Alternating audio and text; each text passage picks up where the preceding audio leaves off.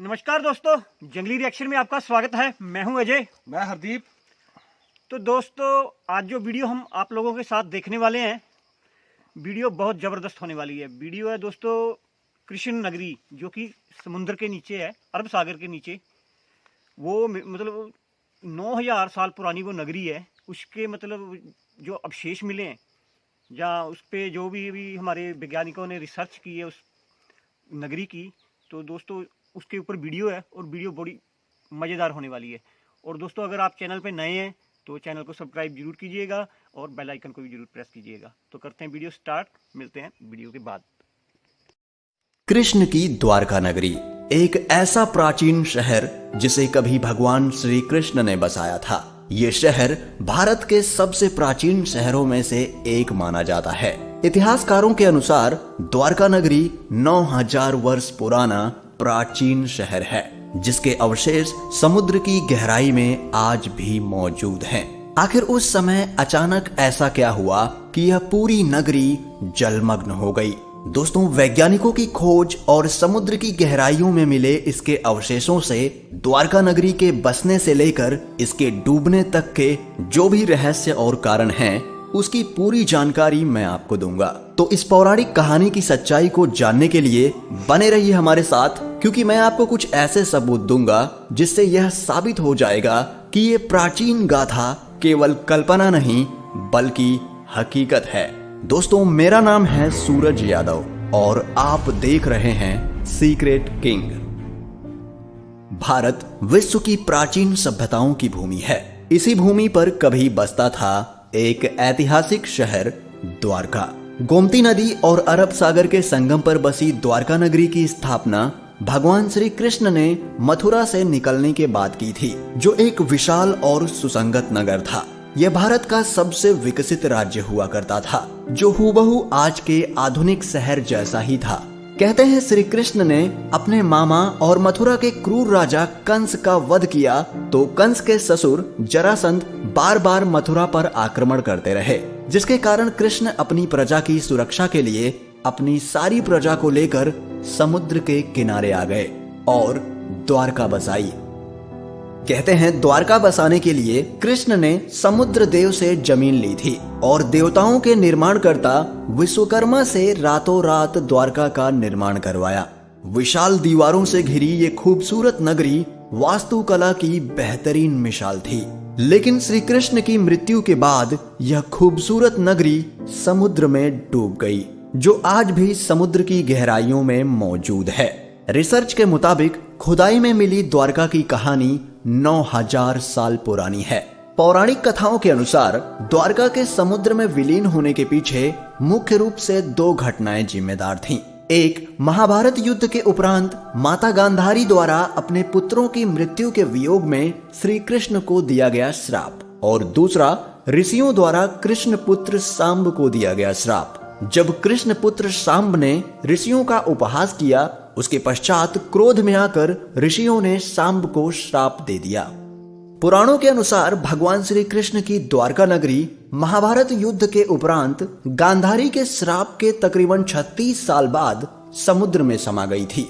द्वारका के समुद्री अवशेषों पर सबसे पहली नजर भारतीय वायुसेना के पायलटों की पड़ी, जो समुद्र के ऊपर से उड़ान भर रहे थे। इसके बाद ही 1970 के जामनगर के गजेटियन में इनका उल्लेख किया गया। इससे पहले लोगों का कहना था कि द्वारका नगरी एक काल्पनिक नगर है और काल्पनिक कहानियों का कोई इतिहास नहीं होता। लेकिन जब द्वारका का सबसे पहला ऐतिहासिक उल्लेख गुजरात के भावनगर में मिले 6ठी शताब्दी के पॉलिताना कॉपर प्लेट पर मिले, तब लोगों को इस पर भरोसा होने लगा। इसके पश्चात सन 1979 में आर्कियोलॉजिस्ट डॉक्टर SR राव और उनकी टीम तथ्य के प्रमाण ढूंढने लगे। What actually prompted me to undertake onshore and offshore excavation at Dwarka is the controversy that was raging about the date and historicity of Mahabharata. खोज की शुरुआत हुई द्वारका में मिले 9वीं सदी के एक विश्व मंदिर के अवशेषों से। खोज बढ़ते बढ़ते अरब सागर के अंदर तक पहुंच गई। इसी खोज में हजारों फीट नीचे समुद्र में वैज्ञानिकों को द्वारका के महत्वपूर्ण अवशेष मिले, जिसमें 560 मीटर लंबी द्वारका की दीवार मिली, जिसकी बनावट महाभारत के द्वारका विवरण से मिलती है। द्वारका के हिसाब से दीवारों में 50 बुर्ज थे। आर्कियोलॉजिस्ट को करीब 30 बुर्ज मिल चुके थे और साथ में उन्हें वहां पर उस समय के बर्तन भी मिले जो लगभग 1528 से लेकर 3000 ईसा पूर्व के हैं, जो इस बात को प्रमाणित करते हैं कि द्वारका आज भी समुद्र में मौजूद है। कई द्वारों का शहर होने के कारण इस नगरी का नाम द्वारका पड़ा। इस शहर के चारों ओर बहुत ही लंबी लंबी दीवारें थी जिसमें कई दरवाजे थे। वो दीवारें आज भी समुद्र के तल में स्थित हैं। द्वारका को भारत के सबसे प्राचीन नगरों में से एक माना जाता है। द्वारका को द्वारावती, कुशस्थली, आनर्तक, ओखामंडल, गोमती द्वारका, चक्रतीर्थ, वारीदुर्ग और अंतरद्वीप के नाम से भी जाना जाता है।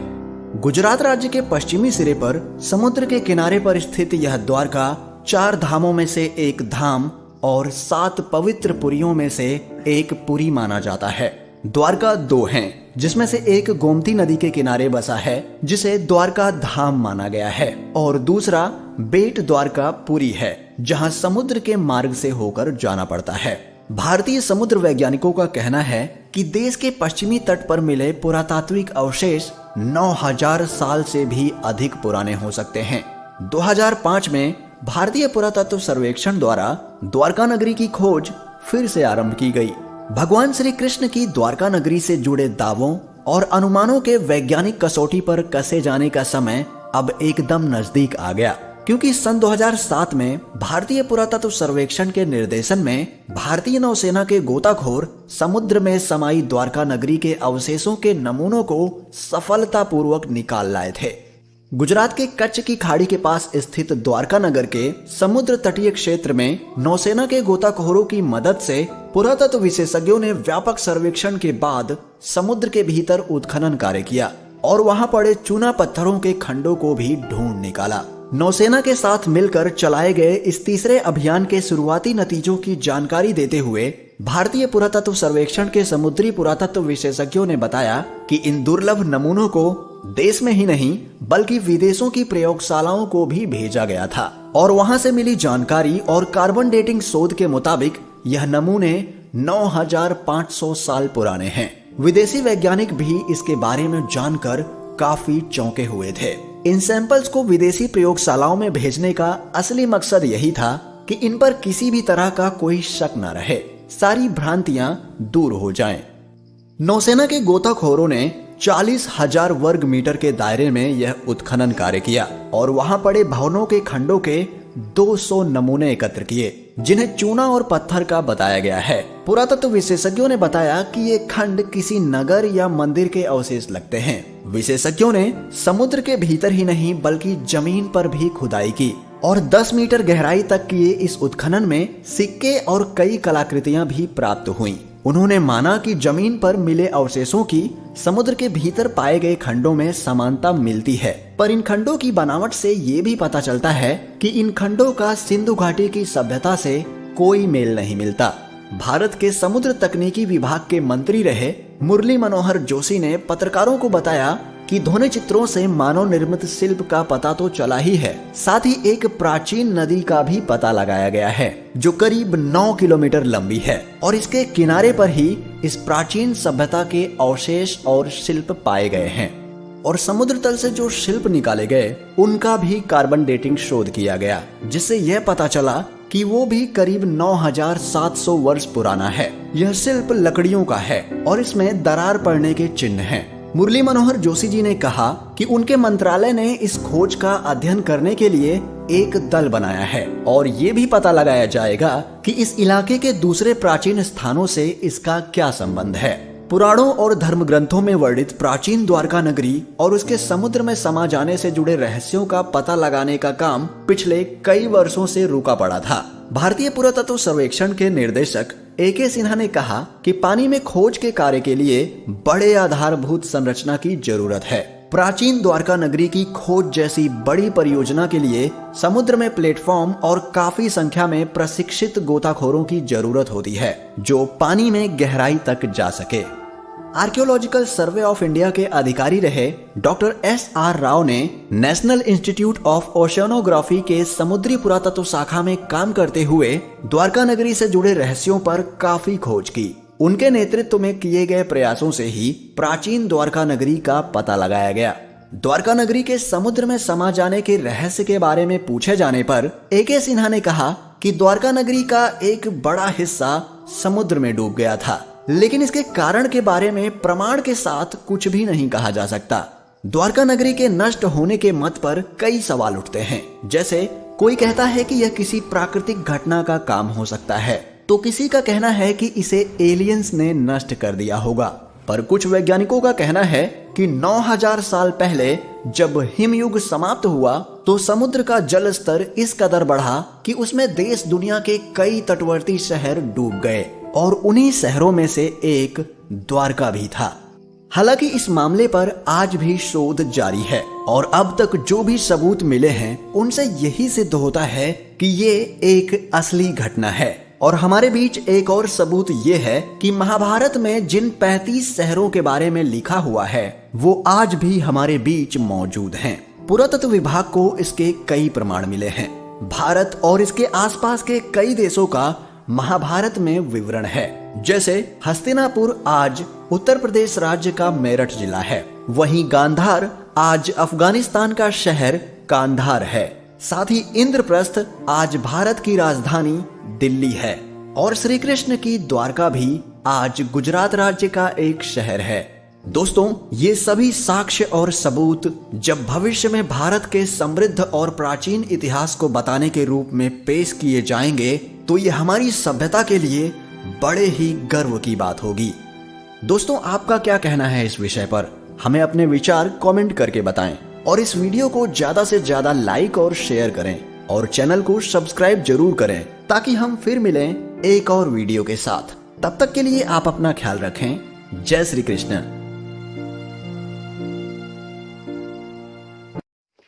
तो दोस्तों, वीडियो हो चुकी है खत्म। क्या जबरदस्त वीडियो थी भाई, मजा आ गया देखने का। आपको कैसी लगी वीडियो आप कमेंट सेक्शन में जरूर बताना।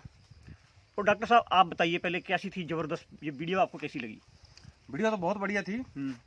जे उन जाहिलों को, मतलब जो जाहिल थे ना, जो कहते थे मिथ्या है, मतलब असलियत में नहीं है। अच्छा उनको जो सबूत देने पड़ेंगे। जब मानना होगा तब मानेंगे, नहीं तो वो तो फिर भी जाहिल के जाहिल रहेंगे, वो मानेंगे नहीं। खैर, हमने जाहिलों पे बात क्यों लेकर जानी है। नहीं, कुछ लोग हैं ऐसे। हाँ, बोलते हैं श्री राम हाँ, मिथ है। फिर मतलब अयोध्या वो क्या सब बकवासबाजी है। मतलब बाबर जो पैदा हुआ था उज्बेकिस्तान में, तो वो क्या अयोध्या में है क्या उज्बेकिस्तान? बिल्कुल वही बात ना। तो भाई ये है हमारा इतिहास।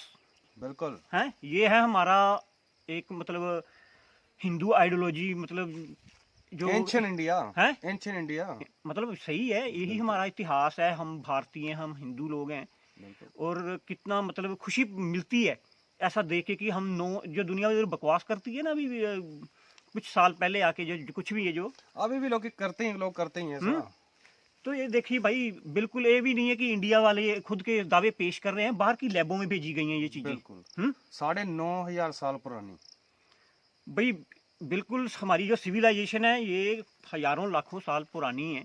क्योंकि ये जो कहानियां हैं ये कोई सपने में नहीं हो गई हैं। ये श्री राम, महाभारत, ये मिली है ना इतनी बड़ी नगरी, किसी ने तो बसाई होगी 9,500 साल पहले, कोई तो रहता होगा। बिल्कुल, जो महाभारत में 35 शहरों के नाम लिए गए थे वो सभी के सभी मौजूद हैं। ठीक है, उनका नाम अभी चेंज कर दिया गया है। हाँ देखो, वे हमारी सभ्यताएं जैसे मोहनजोदाड़ो, हड़प्पा, बिल्कुल ये मिली हैं और इनके सबूत है कि ये 5-5 हजार साल पुरानी है। और ये जो अभी ये नगरी मिली है, तो इस पे जो नीचे से सामान मिल रहा है, मतलब जो कांसे के बर्तन वगैरह, खंबे मिलते हैं, नक्काशी हुए खंबे, मतलब वहाँ कोई भगवान की मूर्तियां मिल रही होंगी। तो बिल्कुल प्रमाणित किया गया है। मतलब हो सकता है नासा वालों ने भी टेस्ट किए होंगे इस पे, वही है सबसे बड़ी मतलब रिसर्च एजेंसी। बिल्कुल। तो भाई एक्चुअल में जो है ये 9,500 साल, मतलब 9,000 कोई 700 साल पुरानी, मतलब 3,000 ईसा पूर्व में मतलब हिंदुत्व मौजूद था। बिल्कुल मौजूद था इस दुनिया में। और सबसे ज्यादा मतलब कंस्ट्रक्शन किया हुआ था अच्छे, मतलब मैं बोल रहा हूँ को कितना भारत, वो कितना अमीर भारत होगा उस वक्त है। सोने की, मतलब सोने का होता था, बड़े बड़े नगर जो भगवान बसाते थे। भाई बहुत जबरदस्त वीडियो थी। मजा आया वीडियो देखने का बिल्कुल है। और जे हिंदू सिविलाइजेशन हैं। हिंदू सिविलाइजेशन का पता चलता है कि हम कितने हजारों साल पुराने हैं। सही बात है, क्योंकि महाभारत हुआ है, बिल्कुल हुआ है ना, उसके तभी सबूत मिले हैं। सबूत ही है ना।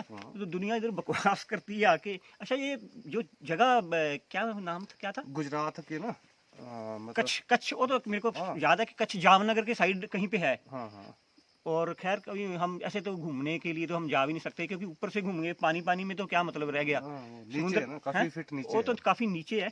ऐसे कई और भी नगर मिले हैं, मतलब जैसे ये मिला है, ये तो चलो ये तो श्री कृष्ण की नगरी। एक और भी मैंने यार सुना था कोई, कौन सा वाला? खैर मेरे को याद नहीं आ रहा है अभी। चलो किसी और वीडियो में बता देंगे। चलो ठीक है, किसी और वीडियो में बता देंगे। अच्छा, ये मतलब इसकी स्टार्टिंग कैसे हुई, मतलब ये सबसे पहले किसने देखा था? ये पायलट ने। जो पायलट इंडियन पायलट थे उन्होंने देखा उनकी था। देख कैसी नजर गई। इसके बाद मैंने देखा डिस्कवरी चैनल में भी इसकी हाँ, वीडियो बनी हुई है। बिल्कुल, है ना? मैंने देखी हुई है। डिस्कवरी वालों ने वो वीडियो मतलब बनाई हुई है, नेशनल ज्योग्राफिक वालों ने भी बनाई हुई है इस पे। बिल्कुल। और बिल्कुल वही प्रूफ के साथ मौजूद है ये चीजें, और हमारी सिविलाइजेशन, और बड़ा मतलब एक ना वो प्राउड फील होता है हमें, है ना, ऐसा देख के कि हमारा जो क्या बोलते थे यार, श्री राम के राज में वो क्षत्रिय धर्म क्षत्रिय है, क्षत्रिय। तो दोस्तों ठीक है, वीडियो यहीं तक थी। वीडियो बहुत ज़बरदस्त थी, मज़ा आया वीडियो देखने का। ओरिजिनल क्रिएटर हैं जो वीडियो के, उनको भी आप जरूर सब्सक्राइब कीजिएगा। बड़ी ज़बरदस्त वीडियो डालते हैं भाई लोग, और हमें भी सब्सक्राइब कर लीजिएगा। तो ठीक है दोस्तों, मिलेंगे इसी तरह की नेक्स्ट वीडियो में। तब तक के लिए जय हिंद, जय Bharat, and thanks for watching.